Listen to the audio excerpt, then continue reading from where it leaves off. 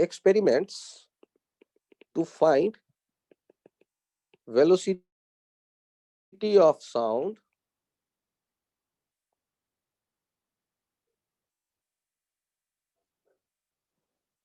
यदि इनमें देखें तो पहला एक्सपेरिमेंट चर्चा करते हैं। पहला है रेजोनेंस ट्यूब एक्सपेरिमेंट, दूसरा है कून्स ट्यूब एक्सपेरिमेंट और तीसरा है क्विंक्स ट्यूब एक्सपेरिमेंट।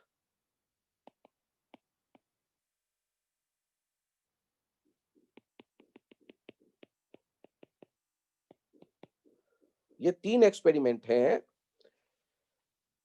जिनमें वेलोसिटी ऑफ साउंड हम पता कर सकते हैं। तो पहला देखते हैं resonance tube experiment. Velocity of sound पता करने के लिए सबके लिए फॉर्मूला एक ही है, v equals to F lambda. यदि एक सोर्स हो और वेवलेंथ तो हम v पता कर सकते हैं वहां साउंड का क्या है। एक्सपेरिमेंट रेजोनेंस ट्यूब एक्सपेरिमेंट में जैसे कहा गया, एक ट्यूब लेते हैं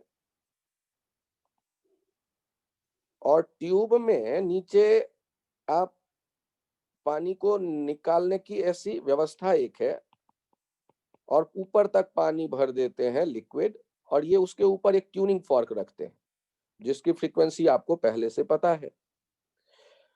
अब क्या करते हैं, पानी को इस ट्यूब से बाहर आने देते हैं। तो फर्स्ट इवेंट ऑफ रेजोनेंस,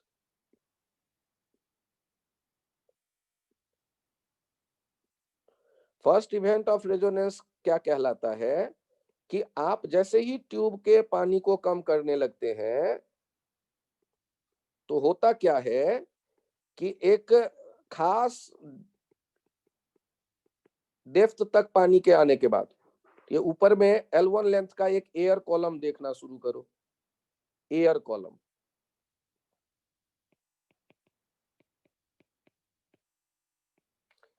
जिसका ऊपर वाला सिरा ओपन है और नीचे वाला सिरा क्लोज्ड की तरह बिहेव करता है पानी के होने के कारण। तो एयर कॉलम है इस पानी के, ये बेस काम करेगा, पानी एक क्लोज्ड एंड की काम करेगा। यहाँ क्या बन गया, closed organ pipe, closed organ pipe. और आप क्या देखते हैं कि यहां पर फंडामेंटल फ्रीक्वेंसी एक ये जनरेट हुआ और एक ये। तो जब दो सोर्स हो गए, एक तो वो ट्यूनिंग फॉर्क और एक एयर कॉलम, तो दो सोर्स हो गए तो आपके कानों में अचानक से ऐसा फील आएगा जैसे लाउडनेस बढ़ गई। ट्यूनिंग फॉर्क की तो आवाज थी ही, साथ ही इस ट्यूब से भी वहां एयर कॉलम ऑसिलेट करने लगा। तो जो सोर्स की फ्रीक्वेंसी है वही वहां स्टैंडिंग वेव जो जनरेट होगा ऑर्गन पाइप में उसकी भी फ्रीक्वेंसी होगी। तो हम फर्स्ट रेजोनेंस में क्या लिख दे रहे हैं, F इक्वल्स टू V/4L1। तो यहां से V निकल के चला आएगा F इंटू 4L1। आप ध्यान दीजिए, डायरेक्ट। एक आइडिया ये, इसको थोड़ा सा और इलेबोरेट करके देखते हैं। यहां पर क्या आएगा, λ/4 इक्वल्स टू ये आ गया L1। तो हमने कहा λ इक्वल्स टू 4L1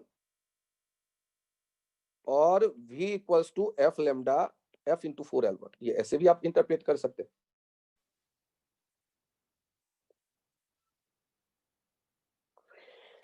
यदि ये फर्स्ट रेजोनेंस है तो ध्यान से देखिए, ऐसा ही होगा सेकेंड रेजोनेंस। सेकेंड रेजोनेंस में आपके दिमाग में तो आ ही गया होगा, पानी और कम करना शुरू कर दीजिए। पानी और कम करना शुरू कर देंगे तो पानी कम होते होते एक जो लेवल आया, ये आया L2। तो आप अब गौर करिए, F फिर से V/4L2 के तो बराबर होगा नहीं।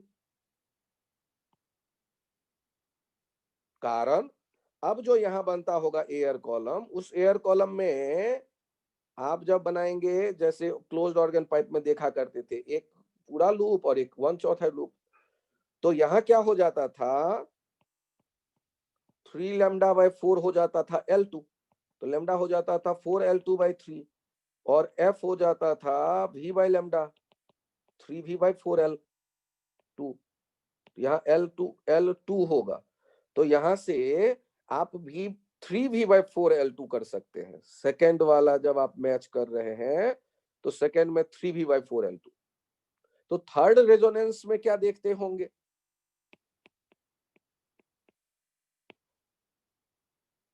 F किसके बराबर हो जाता होगा, 5V/4L3। तो रेजोनेंस का इवेंट जब जब होता है तो वो क्लोज्ड ऑर्गन पाइप से साउंड आता है और फ्रीक्वेंसी ट्यूनिंग फॉर्क से भी साउंड आता है। वो दो साउंड सोर्स हो गए, तो कानों में जो आपके आया साउंड वो डबल हो गया, इंटेंसिटी बढ़ गई, लाउड हो गया नॉइज। तो आपको मैं एक बार फिर से दिखाऊं चित्र, ये देखिए पाइप जिसमें पहले पूरा पानी भरा है, तो एयर कॉलम है ही नहीं।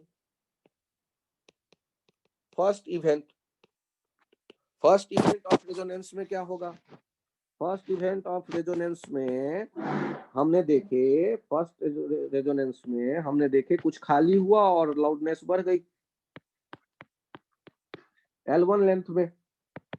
वो एयर कॉलम L1 लेंथ का देखो, ऊपर ट्यूनिंग फॉर्क देखो, L1 लेंथ वाले में आपने साउंड जनरेट होता देखा, ये वेव का प्रेशर वाला डायग्राम आपने बनाया, L1 किसके बराबर दिखने लगा, λ/4 के, लैम्डा हो गया 4L1, और आपको फ्रीक्वेंसी दिखने लगी V दिखने लगा F lambda, F into 4L1, या F लिखना चाहे तो V/4L1।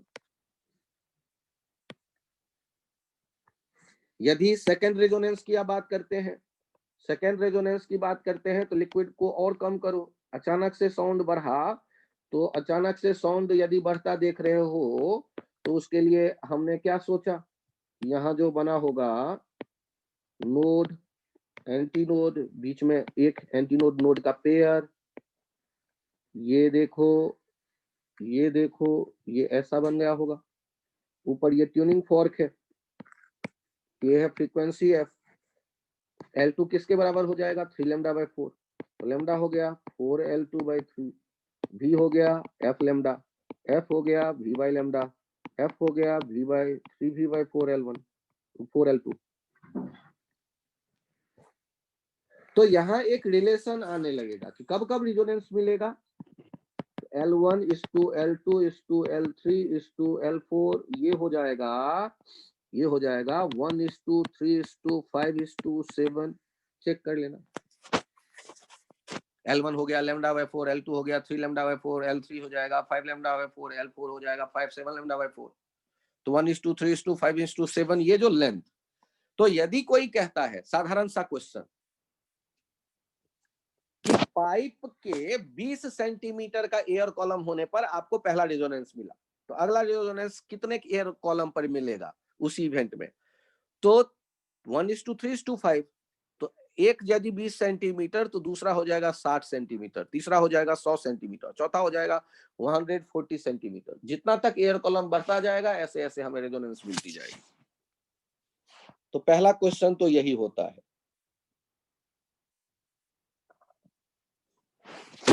कि रेजोनेंस का पहला इवेंट जब हुआ, एयर कॉलम का साइज है 30 सेंटीमीटर, तो दूसरा इवेंट कब होगा, कितना हो जाए एयर कॉलम, तो 30 90, तीसरा इवेंट कब मिलेगा, यदि एयर कॉलम हो जाए उसी एक्सपेरिमेंट में 150 35 जा।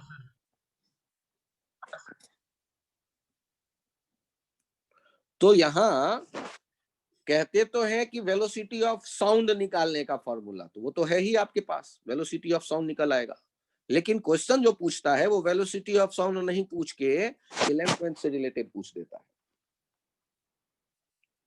जैसे आपसे कहा जाए, हाँ सर ये एक्सपेरिमेंट से नोट करो, हाँ यार, इनसे बहुत क्वेश्चन आता है, इसलिए ध्यान से सीख लो। और क्या आता है वो मैं बोल रहा हूँ कि जो लेंथ है, ये लेंथ का रेशियो क्या होगा रेजोनेंस के लिए? रेजोनेंस होगा कब? जब एक जैसे फ्रीक्वेंसी हो, वो ट्यूनिंग फॉर्क का और ट्यूनिंग फॉर्क के ऑसिलेशन से स्टैंडिंग वेव जो बना एयर कॉलम में उनका। तो दो सोर्स होने से लाउडनेस बढ़ जाएगी। तो जैसे जैसे पानी कम करते जाते हो, जब जब लाउडनेस बढ़ती है तब तब कहते हो रेजोनेंस की इवेंट हुई। और उस केस में जो एयर कॉलम का लेंथ आपको मिलेगा 1:3:5:7 वाला।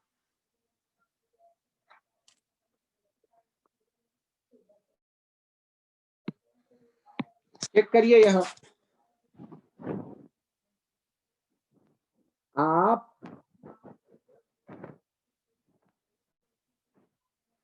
एफ देख रहे हैं 680 हर्ट्ज, 200 सेंटीमीटर का ये एयर कॉलम है, पूरा पानी भरा हुआ है, और वेलोसिटी साउंड का दिया गया है 340 मीटर पर second. Find length of air columns when resonance occurs.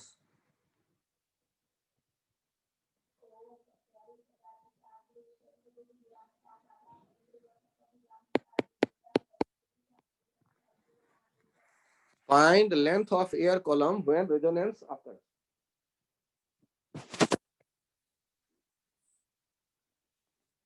तो हम क्या करने वाले हैं? First resonance F equals to V by 4L1, 680 equals to 340 by 4L1, L1 हो गया 1/8 मीटर या 100/8 सेंटीमीटर। -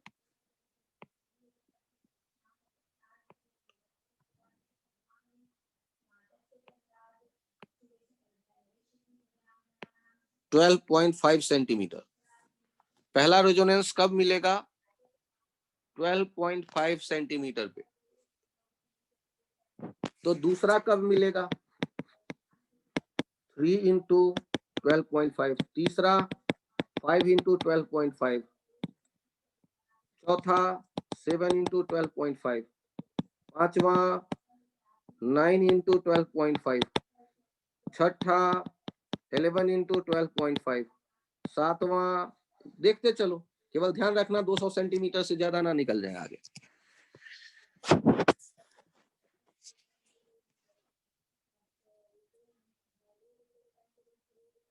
क्या ये एग्जाम्पल समझ में आया या नहीं?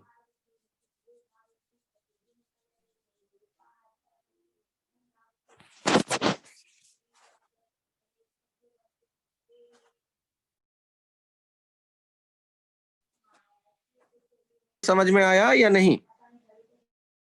जी सर। Yes sir.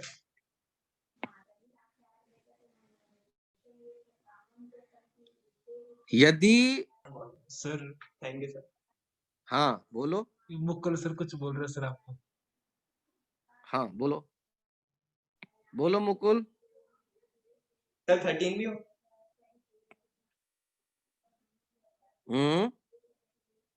सर बोल रहा है सर आज ज्यादा हो रहा है सर।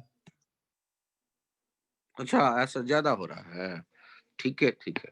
तो आज के लिए इतना ही कैसे रख? सर इतना ही रख लूं? सर। इसमें एक पॉइंट और है, इसमें एक पॉइंट और है छोटा सा। 5 मिनट सुन लो ध्यान से। एक छोटा सा पॉइंट कौन सा है वो मैं बता रहा हूं। आपके सामने में दो पाइप है और दोनों पाइप को फूंक के देखो, दोनों के लेंथ तो एक जैसे हैं L, लेकिन दोनों के डायमीटर अलग अलग हैं। तो क्या लगता है, फूंकने पे यदि संयोग से साउंड जनरेट हुआ तो क्या दोनों से जनरेट होने वाले फ्रीक्वेंसी एक ही जैसा होगा? V by 2L। दोनों की फ्रीक्वेंसी फंडामेंटल एक जैसी मिलेगी, अपने नहीं कहता है। आपके कलम के ढक्कन है दो अलग अलग साइज के, क्लोज्ड ऑर्गन पाइप, दोनों के डायमीटर अलग अलग है, दोनों के पाइप का लेंथ एक जैसा है, तो आप क्या उम्मीद करते हो? दोनों का फ्रीक्वेंसी V/4L, V/4L। लेकिन आप फूक के बजा के देखोगे तो क्या दोनों फ्रीक्वेंसी एक जैसी आनी है या अलग अलग आनी है? अच्छा, प्रैक्टिकली दो बांसुरी है, एक पतली और एक मोटी, तो क्या दोनों के साउंड, दोनों की फ्रीक्वेंसी एक जैसी होनी है या पतली वाले की तीखी आवाज मिलेगी?